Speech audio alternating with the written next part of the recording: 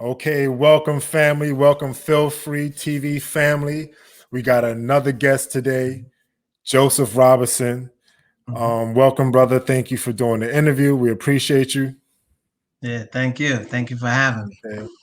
So those that don't know, Joseph Robinson is the founder of Life Navigation Systems, LLC, and is an online personal finance education company that helps clients develop healthy money habits and build wealth.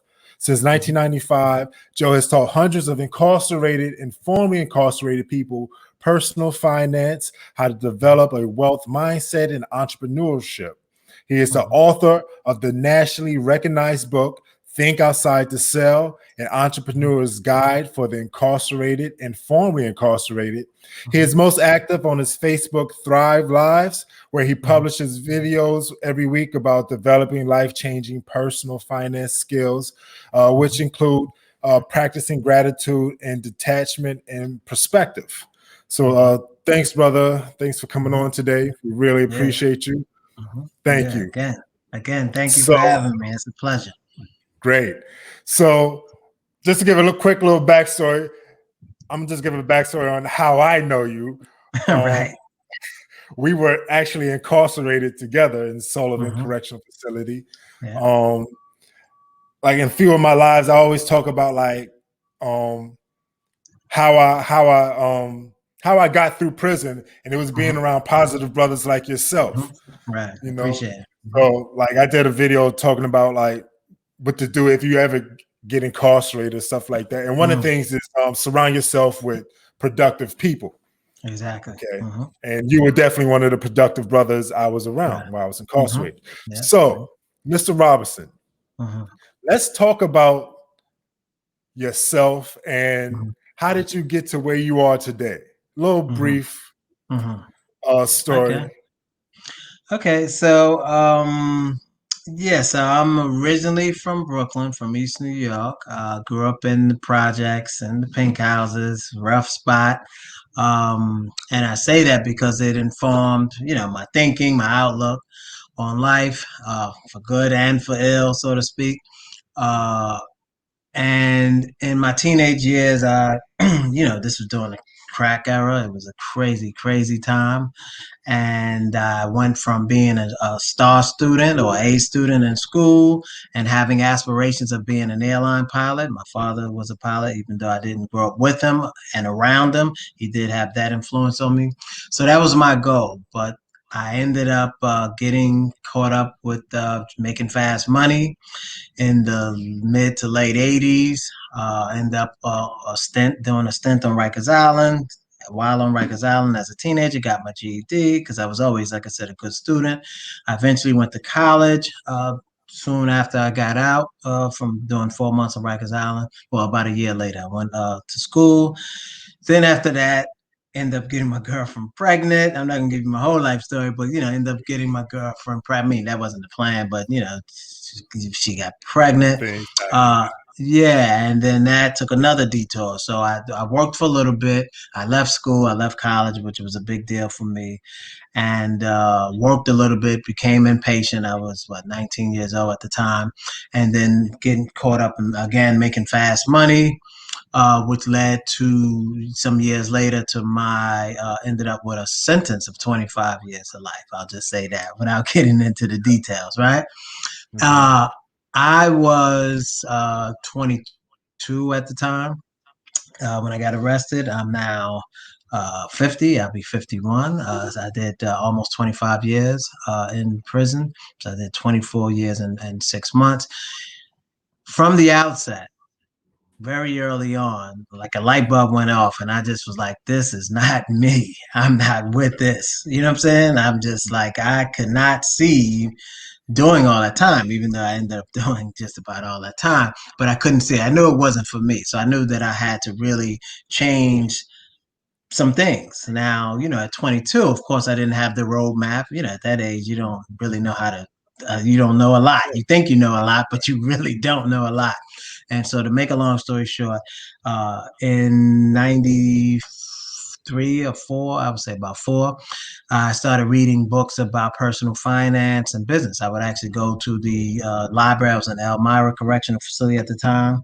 And I knew that, and the reason why I was drawn to those subjects, entrepreneurship and personal finance, because every time I got in trouble, because I got in trouble several times before then, just never went to state prison, it was always about money, trying to get money, trying to, back then it was about dressing, being fly and dressing and all this other stuff. It was a big thing. The 80s was no joke.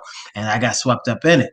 So I said, I really have to get this under control. And that's what I sought to do. And so I took to it easily. Like I learned it easily. And within a year or so, by then I was in transfer to Green Haven.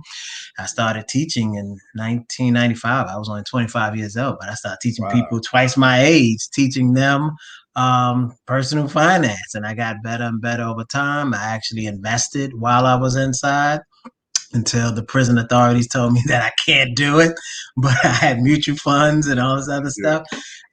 And I'll just wrap up by saying this. And so, it was one of those points in my life in the, like I said, the mid 90s where a light bulb went off and I'm like, I can find freedom. I can find financial freedom by like mastering these subjects, business um personal finance. And I wanted it not only for myself, but I wanted it for others.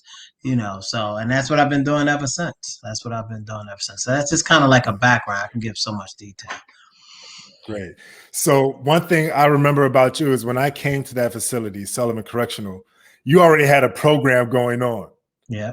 and Yeah. you was teaching personal finance, financial Right. literacy. Right. Um, for it was your program lasted for like a couple of weeks, and Right. you have Right. like different aspects Mm-hmm. of Mm-hmm. financial literacy and stuff like Right. that. Right. So this was the first time that I even knew that a prisoner could write a book. Right. Mm-hmm. So Right. Right. you had the book, you had books, and you had banners and stuff, and this is Right. like Right. Right. inside the correctional facility. Inside the prison. Right. No, Yeah, that was so real. you had the book Think Outside the Cell. Mm-hmm. Now, Mm-hmm. what gave you the what gave you the motivation to write that? Right. So for me, I had been, like I said, since 1995, I had started, and to be honest, I always saw myself as a teacher. And I say that because growing up, I'm the oldest of five. And so I used to, when my mother used to have me babysit my Yeah. younger siblings, I used to play school. I don't know why, just, Oh, because I was a good student. yeah, So I used to play school. And, I don't know if yeah. they were happy, upset, or whatever. It was like we're playing school. You know what I'm saying? Like, what I'm saying? I wanted them to excel like I did, to be honest. Yeah. And so that's what I would do. I would read their stuff. Okay, what subjects where you at? This and that. Give a little Mhm. assignments, have little school breaks, the whole thing. Wow. And so, yeah, I didn't want to be a teacher. I wanted to be a pilot, but I had it Mhm. in me to teach. And it didn't occur to me, like I just thought that I was doing this for my siblings or with my sibling. It didn't occur to me till I had all that damn time in prison. I had time to reflect and really look at different aspects of my life. And again, once the light bulb went off for me as far as financial literacy, I'm like, okay, I got this. I could do this, and I was able to understand, compound interest, the rule of 72, and all these other financial terms that might seem esoteric to many people, and that was for me at one point. I was like, man, this is golden right here. Like, they Yeah. can't take this away from me. And then from there, I said I wanted to share with others. So from 95 all the way to the 2000s, I met my wife while incarcerated, my wife, Sheila Rule. Uh, I met her, well, we started corresponding in 2002, the same year that I arrived at Sullivan. So by up until that point, from 95 to Okay. 2002, I just was teaching financial literacy because I wanted to give back, like you said. I wanted to empower our people. I mean, that was my, Yeah. my goal.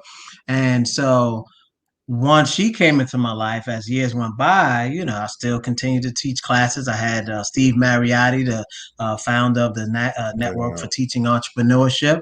I had him come in Green Haven, and then also in Sullivan.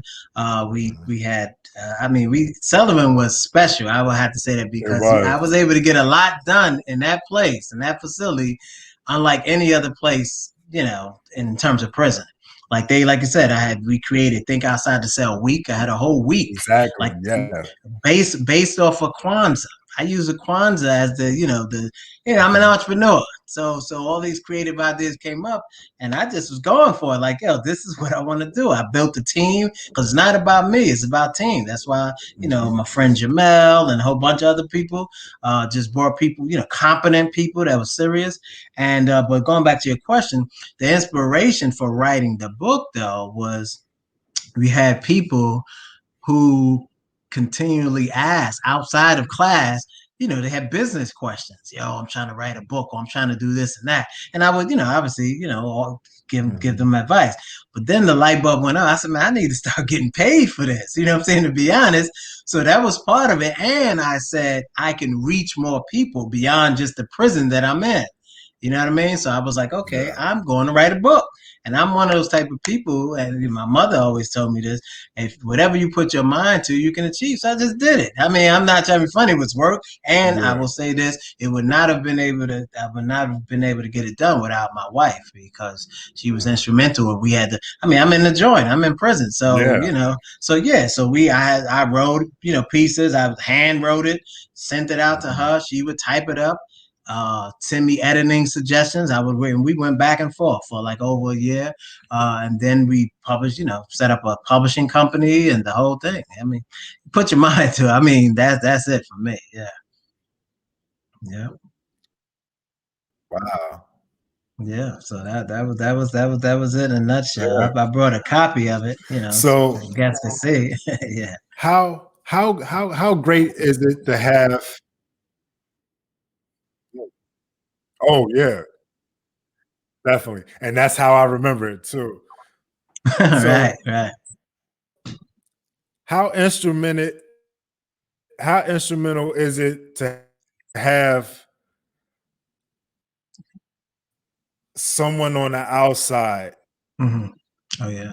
because you, like you say, you were in prison Right, right, and you couldn't have gotten any realize right, it's we want them to see them to succeed. right, right. Like, so how instrumental is it to have like support No, for it's a prison? Yeah, no, it's huge. It's huge. Prior to meeting my wife, and her and I talked about this, it wasn't like I was, and this is not to take credit from her. She's clear about that, but it wasn't like I was just lying dormant, so to speak. You know what I'm saying? Like I Okay. was active throughout my bit, and I think that's important, right? It's Mhm. not necessary because some people we know they are not using their time wisely, and then maybe somebody comes, if they're fortunate, somebody comes into their life or is in their life, and they could turn it around. But for me, I knew, like I said from the beginning, that prison was not for me. I mean, straight up. I knew. I knew I had committed the crime I was accused of. I accepted Mhm. full responsibility for myself, not for a parole board, not for docs, the Department of Correction. This was for me, being real with myself, but also looking at the root causes of it, right? Because you can just focus, oh yeah, I did that, now I'm gonna move forward. And I knew I had to like change from the inside out. And so I say that to say so that by the time I started first corresponding with my wife, I was corresponding with her through the Riverside Church Prison Ministry, Oh yeah. right? And so when I was in Five Points, another facility way upstate, a friend of mine who I knew from Green Haven from another place, he gave me the address for the Riverside Church. I wrote to the church and I said, I was looking for a young lady, blah, blah, blah, the Yeah. whole thing. Yeah. And my wife, she wasn't my wife at the time, but she wrote back, sent a card from Riverside Church, and was basically like, that she was a part of the volunteer group to respond to letters. And she said, there are women here, but I don't know about young women. She put that in quotes. I said, oh man, I messed up, man. So I had to go back at her, right? Yeah. And say, listen, man, I just meant that colloquially speaking, like you taking it literally. I didn't mean it like that. You know what I'm saying? So, but I said, but I am looking for, for companionship. You know what I'm saying? Like I said, I'm not going to profess that I am like in the church on a regular or anything like that. I wasn't. I'm just, this is me. And then I talked a little bit more about myself, why I was in it. Just put it right in there. This is what I've been charged with. This is the, how much time I have. the fact that I had a 10-year-old son, you know what I'm saying, a 12-year son at the time, and how much I loved him. And, and I just really, like, if you want to say pour my heart out, but, just basically saying, here's who I am. And she wrote back. She really liked that letter. She talks about it to this day. That second letter is the one that really got her attention and moved her. So to answer your questions, from that point on, I continued to be who I was, obviously, but now she embraced my vision, and she saw my potential. And that is really key, that she saw my potential, and she basically said, well, listen, I don't, once I start talking about writing a book, she basically was like, I don't know business. That's not my thing. I don't know anything about publishing, anything. Just guide me, show me, tell me what to do. And that was it. And, so, I mean, it's much more details than that, but I had her give Yeah. me books about the self-publishing industry, this and that. I had time on my hands, so I was able to meticulously go through stuff and just guided her from there. And we just made it happen. We started a nonprofit foundation, the Think Outside the Cell Foundation, as a result of that. And I'm the co-founder of that. It's a 501c3. We haven't been active, I'll say that, as of late. But yeah, so much. It's like whatever you put your mind to, you can accomplish. And I live by that. That's great. So you have a business, a LLC called Knife Navigation Systems. Could you tell us a little bit more about that? Right. So I founded Life Navigation System actually a few years ago, and this year I intend to finally get it off the ground where I'll be offering uh, more stuff about financial literacy. So there'll be courses, right, full length courses, and there also will be what they call membership, so that each month a person will be guided through a series of education about personal finance. So I have the materials. I just have to have stuff uploaded and have, to be honest, a little help with the video production part. But the content, the materials, and all that stuff I have. But yeah, but in the meantime, people can email me at lifenavigationsystems at gmail.com. So that is the business. It's an official business, set up with the New York State Department of State. It's, LLC. But again, I'm not offering at this moment any the courses or the membership. I am, however, offering one-on-one coaching or group coaching. Right. And we could talk about that another time, and those are all, paid, paying for my time and my knowledge, Of course. and yeah, so yeah. Okay. So you also have the Thrive community on Facebook. Mm-hmm. Now tell us a little bit more Right, about the right. Thrive community. So Thrive, I started Thrive about 5 months ago. I think I started in September, right? And basically, it's a Facebook group, and I welcome all your viewers and listeners to go to Facebook groups, and it's Thrive 417, right? So I see the link there, and basically it's all things person finance, right?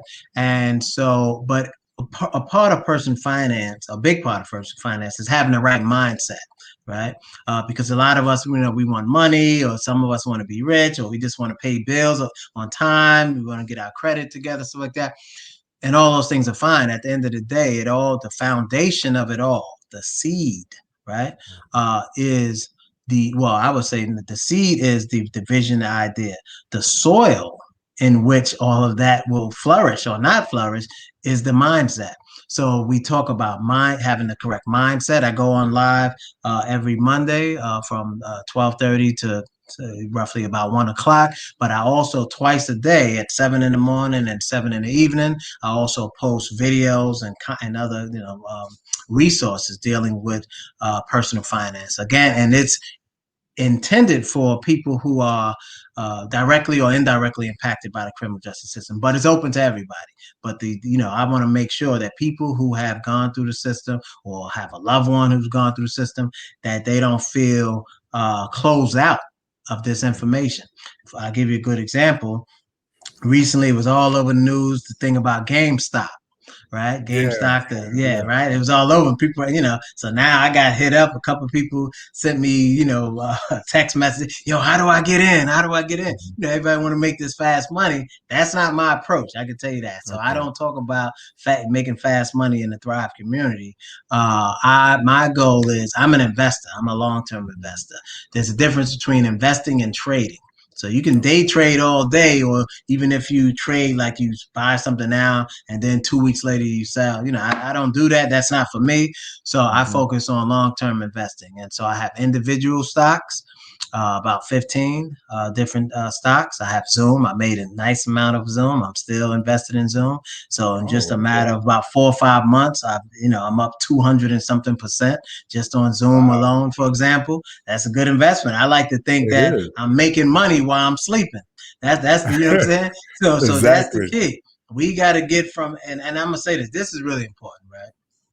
It's really important that especially those of us who have done time, and especially those of us who have done a significant amount of time, Mhm.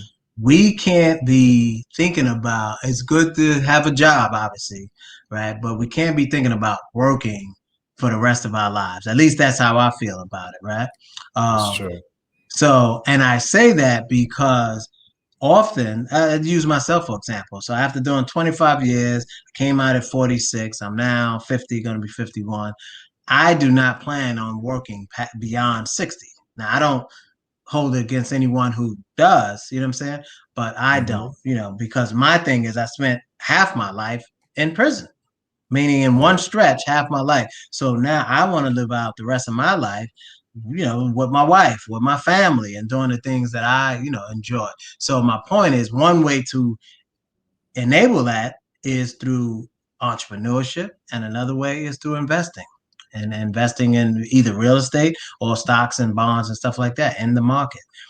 So that's the key, and I can't emphasize that enough, because I see, and I'm not knocking anyone, but when I go grocery shopping, for example, and I see someone look like, they 65, 70 years old, Mhm. I don't judge them, but I said that's not going to be me, right? So in order, because I just don't want that for me. Now, most of us, Exactly. when it comes to financial literacy, they don't teach it in the school system. So we are taught to go to school, work, and then Mhm. retire and live out your life, the last part of your life, and stuff like that.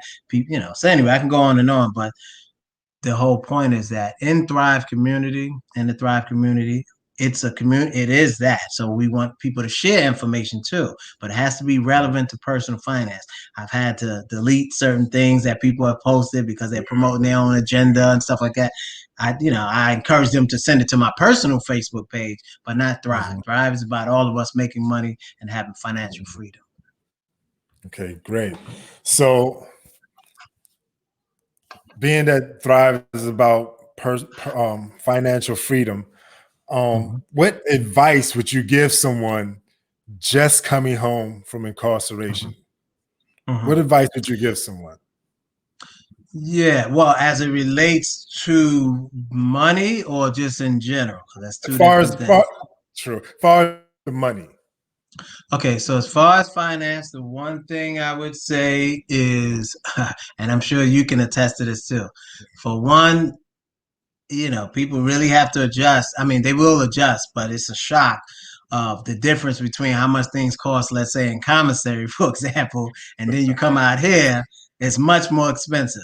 So Yeah. those habits that some people had, like they real loose, with their money, and they're not really on top of it. Out here, you could be broke real quick, especially in New York City. It's very expensive, right? And so my advice would be to really step back and think about, and what is one of the things I teach in all my classes on the inside and out here is being able to distinguish between your wants and needs. You got to be real clear about it. Right. A lot of times, for many people, even people who didn't do time, we blur the two, right? They're not the same thing. You got wants, you got needs, right?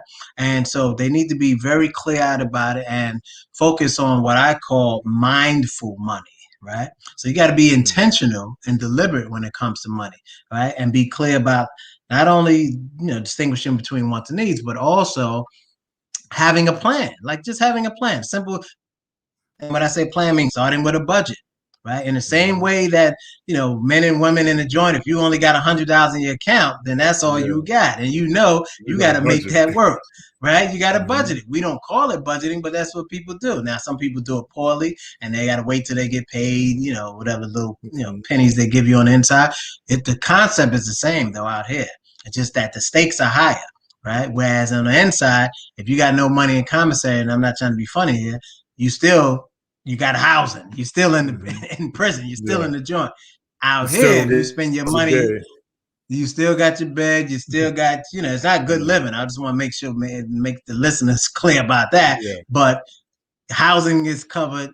Your food is covered, terrible food, but Mhm. it's still food. Whereas out here, if you're not on top of your finances, you could be homeless, you could be Mhm. without food, right? I mean, it's real. So that when people come home, my thing is have a plan, have a 1 month plan when it comes to money, a 3 month plan, just start small and going from there, and make sure you always set some money aside. You get your first job, your first paycheck, stuff like that. Don't go crazy getting a whole bunch of Mhm. stuff. Don't try to, the main thing is don't try to impress people. I got a friend of Mhm. mine, I'm not gonna say his name, it's my boy, what I'm saying? Yeah. But and we always go at it, right? Because he always say, Joe, I gotta live my life, man. I did 31 years and blah blah blah. I gotta live my life. I said, I hear you. You know what I'm saying? But don't try to Mhm. play catch up. So that's my advice. Yeah. Don't And try that's to the play catch problem. up. That's the A lot problem. of us try I to play catch up. that we trying to play catch up. We tell ourselves we was the man when we was out Mhm. before, so now we want to come home. I mean, it's a real thing. I recognize it. Yeah. I'm not moved by it though. I got Mhm. nice, clothes, whatever. I don't have to every time I get paid, buy something because I saw it because it's on sale. Mhm. Because at the end of the day, what in terms of advice is like Robert Kiyosaki says in his book, Rich Dad Poor Dad.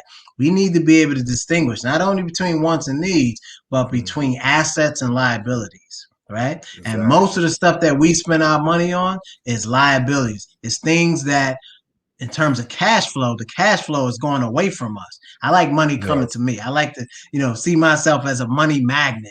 That's how we got to start Mhm. thinking of it, right? We got to see Yeah. ourselves as a money magnet. Money We don't want to magnet. repel. Yeah, we don't want to repel money. We don't want to have it Mhm. so soon as money comes, it goes outside our hands. Mhm. I did that 30 years ago. That's why I ended up in the Mhm. penitentiary. You know what I'm saying? So let's not repeat the same mistakes we made before. So that would be some Exactly. of my points. And one thing I realized when I came home, because I wasn't really dealing with credit and credit Mm-hmm. cards like that. That's So important. That's very important. and it was kind of, at first I got excited because I had people like sending me credit cards like, hey, Right. you've been pre-approved for such and Right. such amount. And I'm just like, they just sending cards in the mail. And I'm just like, oh Right. wow. But a Mm-hmm. lot of people get caught Right. up in that. And that's a Yeah. Yeah. trap. That is a trap. Definitely. So let me speak to that. It's So definitely if I true. can, let me speak to that if I can. So that's another Yeah. piece of advice. I think early on, within the first 6 months or so, once a person comes home, they should be focusing on trying to get a secure credit card. Start with a secure one, which basically means you have to have some money in the bank account. It could be $300 or whatever like that. All institutions don't offer it, but I think Capital One and a couple of others do. And you put, let's say, $300 in the bank. They'll give you a credit card for, let's say, for that amount, for $300, right? Mhm. And it's called secured because if you don't pay, then they'll freeze your money. You know what I'm saying? They got your money Yeah. there. So, but it's a way over the next, 3 to 6 months, you make small purchases. A lot of people max out on their credit cards. That's the worst thing you could do, right? Mhm. That's it's actually worse than having, if you ask me, than no credit. You know what I'm saying? So basically, what you want to do is, if you have a $300 spending limit or whatever, spend $50. Buy something small that you can pay back, and do it like that over a period of 3, 4, 5, 6 months, and then all of those transactions go to the credit bureau, Mhm. TransUnion, Equifax, what's the other? I forgot the other one at the moment, but and Experian. And what will happen is you'll be in good standing. Your credit score goes up, so that when you do need to make a high ticket purchase, you have the best rates. I was able to get my credit up very in a short time. And I'll say this last point. Many years ago, because it's almost like the old me and the new me. You know what I'm saying? Yeah. I'm being honest, right? Because Yeah. I spent so much time in that I can't help but to make references to before I went in prison, where I had credit cards. I was in college, right, upstate New York. Like you, I got all those offerings for credit cards. I was like, oh, this is free money. That's what I'm thinking. It's free money. So I had about 3 or 4 credit cards, and I was terrible. I had no education when it came to personal finance. So I charged them up to the max, bought up whatever I wanted to buy clothes. Back then it was about buying clothes and jewelry and stuff like that. And then I would pay the minimum. What I didn't realize was that in paying the minimum, it's better to pay the minimum than to pay nothing. But the interest that accrues over time is what really gets you. So you might have a $300 limit, and if you just pay the minimum, let's say $25, right? You might think that, okay, in 12 months, let's say 25 times 12, you done paid off the $300. It's going to really take you probably about 14, 15 months, because every time you don't pay the full thing off, interest accrues. I'll say this last thing on that point. The whole point of being a money magnet and being able to distinguish between assets and liabilities is that when you are on the other side of that equation, meaning the money equation or the cash flow equation, then the interest comes to you. It accrues to you, as opposed to, in other words, another way of saying is that credit is credit, right? Credit is credit, debt is debt. You can be the creditor, or you could be, the debtor, the person who owes money. I'd rather be on the side where companies, for example, when I invest in stock and I look and I see, and this happens to me it's not uncommon. I look and I say, okay, my investments is up $1,200 today. I like that feeling. It's up $800 today. They owe you some money. Sometimes it's down. But that you want to be on that side of the equation. So credit is important. It's very important. And with that said, I'm on an advisory board of an organization called Finequity, finequity.org. People can find out more, and it's intended for people who have criminal justice involvement or their loved ones. So it's finequity.org. Okay. Well, thanks a lot, brother. We really appreciate you coming on here on Feel Free TV. What I normally try to do is get formerly incarcerated individuals and talk about what they're doing today, as opposed to what landed them into incarceration, just to show that transformation. That's basically what this channel is about. It's also about, justice reform. And once in a while, we might touch on topics that's going on today that's relevant. Excellent. But we really appreciate you. Thank you. Thank you. If anyone wants any personal financial literacy, they can get to you in what kind of way? Right. So they could email me at lifenavigationsystems at lifenavigationsystems@gmail.com. That's the best way to get in touch with me, because we're talking business. So I have my personal email, and that's my business email address. So now the first 5 people that get in touch, if they would like a copy, I'll donate a copy. Right? They email me and say that they listen to the show and that they provide their address, stuff like that, and I'll mail them a copy. Right? Because right now we're not focusing so much on I've been doing so much, to be honest, like personal stuff, school, getting the business off the ground, that I haven't been focused on the nonprofit arm of it, where the book is housed at. But yeah, so they can get it there. Definitely. So you heard it first. If you want that book, email the brother, let him know that you've seen the show, and he'll definitely look out for you. Once again, Mr. Robinson, we appreciate you. All right. Appreciate it. I appreciate you, man. So whenever, like I said, if you want me to come back or whatever like that, talk about other topics, I'm happy to do so. All right. So this has been a pleasure. I appreciate it. Thank you, brother. All right. Take care.